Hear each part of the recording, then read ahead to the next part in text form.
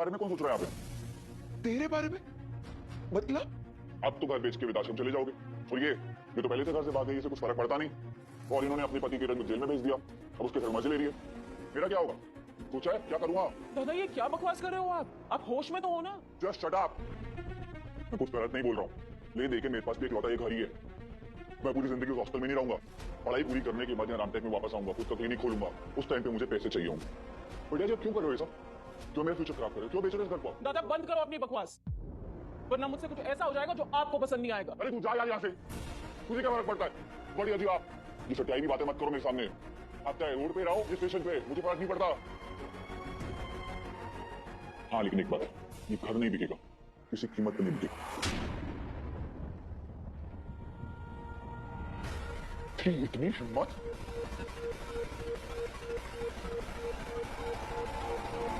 ईशा, ईशा एक मिनट मेरी बात सुनो, मुझे तुमसे कुछ बात करनी है। ईशा, अंदर क्या हो रहा था तो मैं नहीं समझ में आ रहा। क्या कर रही थी? शांतनु मैं क्या कर रही थी?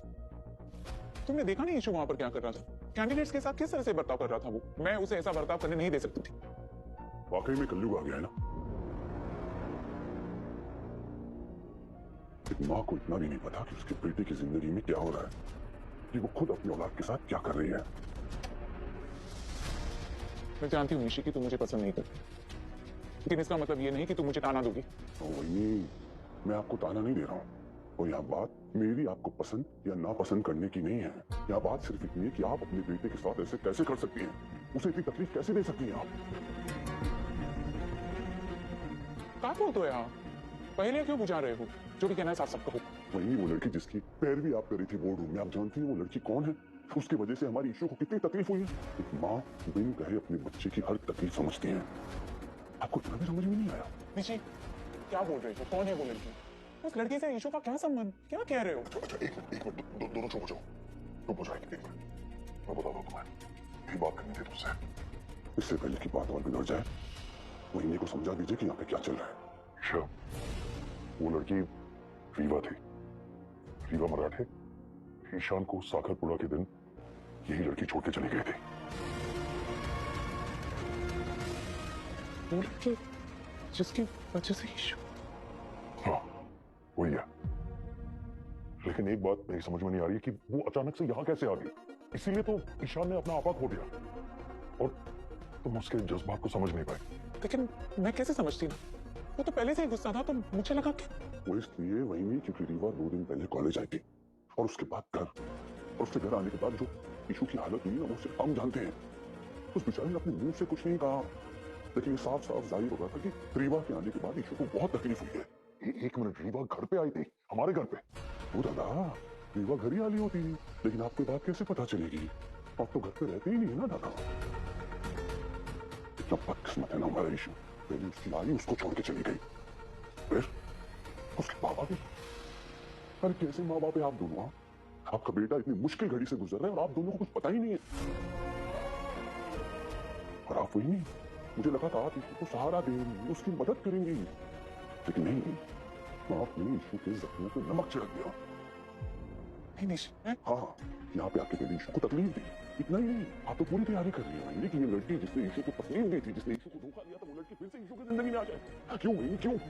मैं साहिब, अक्का साहिब, हमारा पूरा परिवार ये कोशिश कर रहा है कि ईशू नॉर्मल हो जाए, कि उसे थोड़ी खुशी मिले, वो इस तकलीफ से बाहर आ जाए। लेकिन हमारा ईशू ये बदकिस्मत है क्योंकि उसके खुद के माँ बाप उसकी तकलीफ बढ़ा रहे हैं, और खास करके और डॉक्टर ईशा भोसले उसे अपनी आई कहती है, लेकिन फिर उसी लड़की की पैरवी कर रही है जिसने ईशू को धोखा दिया था, जिसकी वजह से हमारी ईशू को तकलीफ हुई थी।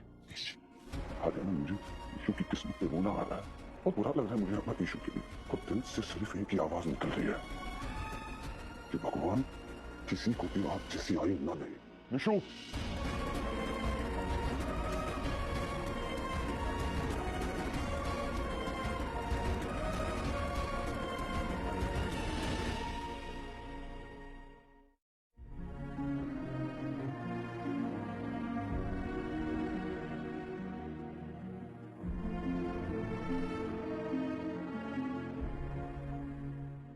आपकी हरकतें थप्पड़ मारने के लायक ही थी। मुझे लगा था ईशा मैम पर हमला करवाना कि सबसे गिरी हुई हरकत थी, लेकिन आपने मुझे गलत साबित किया है। वीनू, सभी क्या बोल रही है? तूने ईशा पर जानलेवा हमला करवाया? क्यों ये सब क्यों किया? मुझे मुझे कुछ समझ में नहीं आ रहा है। मैं आपको बताती हूँ ना इनकी करतूतों के बारे में। ईशा मैम पर जो जानलेवा हमला हुआ था ना, उस प्लानिंग में, उस साजिश में दादा शामिल थे। मैंने कुछ नहीं किया, मैंने कोई हमला नहीं करवाया। भैया जी, वो समरुद और मंदार ने किया, उनकी प्लानिंग थी। लेकिन आप भी मौजूद थे ना वहाँ पे, उस प्लानिंग में शामिल थे यार। तभी तो पुलिस आपको भी उठा कर लेकर गई थी। ईशा मैम के कहने पे मैंने आपको माफ कर दिया था दादा, लेकिन आज आपने हद कर दी। बड़ी आजी अपनी आंखों का तारा मानती है आपको, हर कदम पे आपका साथ देती है, हमेशा आपके सर पर हाथ रखती है। आजोबा अपने रिटायरमेंट फंड थे ना, वो पैसे निकाल के आपके मेडिकल कॉलेज की फीस भरी है उन्होंने, और आज जब उनको जरूरत है तो आप पीछे हट रहे हो। उनके इलाज के लिए पैसों की जरूरत है और आप कह रहे हो कि घर बेचने की जरूरत नहीं है। आपको सिर्फ अपनी फिक्र है, आजोबा की जान की कोई परवाह नहीं है क्या? और अब बड़ी आजी से कैसे बात कर रहे हो? हाँ, कि ये सटिया गई है। ये सिखाया हमारे आई बाबा ने, हमारे आजी आजोबा ने, ऐसे बात की जाती है बड़ों से? देख सभी, तू मुझे लेक्चर मत दे इस टाइम। मैं कम से कम कोशिश कर रहा हूँ। तू क्या कर रही है? और एक बात ध्यान रख, अगर इस वक्त बड़ी आजी और आजोबा को सबसे ज्यादा किसी की जरूरत है ना, तो वो मैं हूँ। अगर आजोबा की जान बचेगी ना, तो वो सिर्फ मेरी वजह से बचेगी। हम इससे बात कर, मुझसे इज्जत कर मेरी। इज्जत ना मांगी नहीं जाती, कमाई जाती है। और इज्जत कमाने वाला कोई काम किया नहीं है आपने। आपको क्या लगता है हाँ कि आप साथ नहीं दोगे तो आजोबा का इलाज नहीं होगा?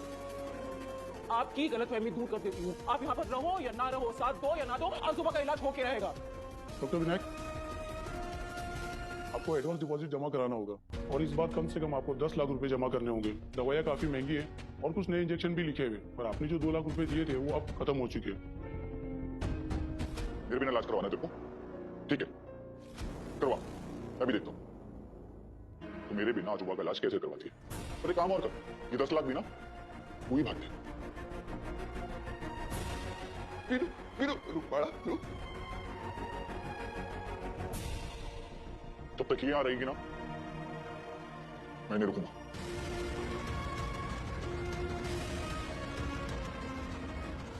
क्या किया तूने? हाँ? कम से कम वो था तो मदद तो कर रहा था। क्या मदद कर रहे थे वो? 10 लाख में 4,000 कम करा दी, बहुत बड़ी मदद हो गई है। कोई मदद नहीं कर रहे थे वो, उल्टा हमें कह रहे थे कि आजोबा का इलाज नहीं हो सकता, हम उम्मीदें भी छोड़ दें और कोशिश करना भी छोड़ दें।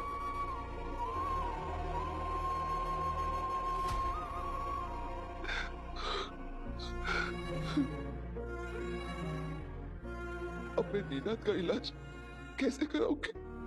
आजी, बढ़िया जी, आप प्लीज मत रोइए, शांत हो जाइए। मैं हूं ना, मेरे पास है एक आइडिया।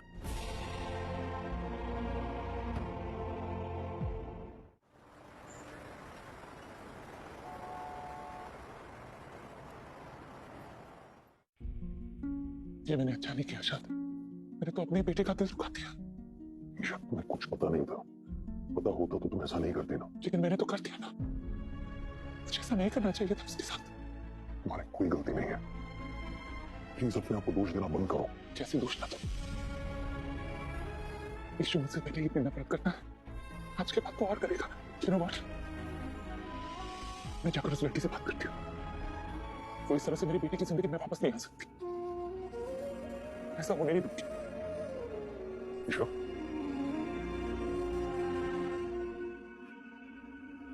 रीवा मराठे,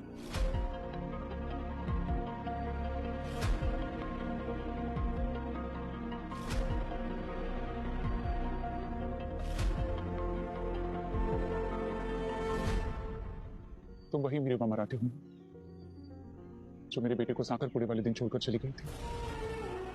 आपका बेटा? ईशान मेरा बेटा है, आई हूं मैं उसकी।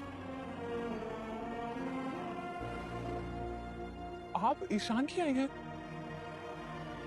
हो, और इसीलिए तुमसे पूछना चाहती हूँ कि तुम मेरे बेटे को तकलीफ क्यों पहुंचा रही हो? नहीं मैम, मैं उसे तकलीफ पहुंचा ही नहीं सकती। I really love him. मैं बहुत प्यार करती हूँ उससे। इसीलिए उसे दुखी करने के लिए वापस आई हूं। मेरे बेटे के जख्म अभी भरे ही थे, तुमने आज उन जख्मों को फिर से हरा भरा कर दिया। Is this love? ये होता है प्यार? तो मेरे बेटे को तकलीफ नहीं पहुंचाना चाहती तो मत पहुंचाऊं। खुद ही बोल रही हूं, बोल कुछ रही और कर कुछ और रही हूं। बुरा मत मानिएगा मैम, बचपन में आप भी तो ईशान को छोड़ के चली गई थी ना। वजह चाहे कुछ भी रही हो, हालात कैसे भी रहे हो, लेकिन क्या आपने एक बार भी अपने बेटे के टच में रहने की कोशिश की या उसके दिल में फिर से प्यार जगाने की कोशिश की?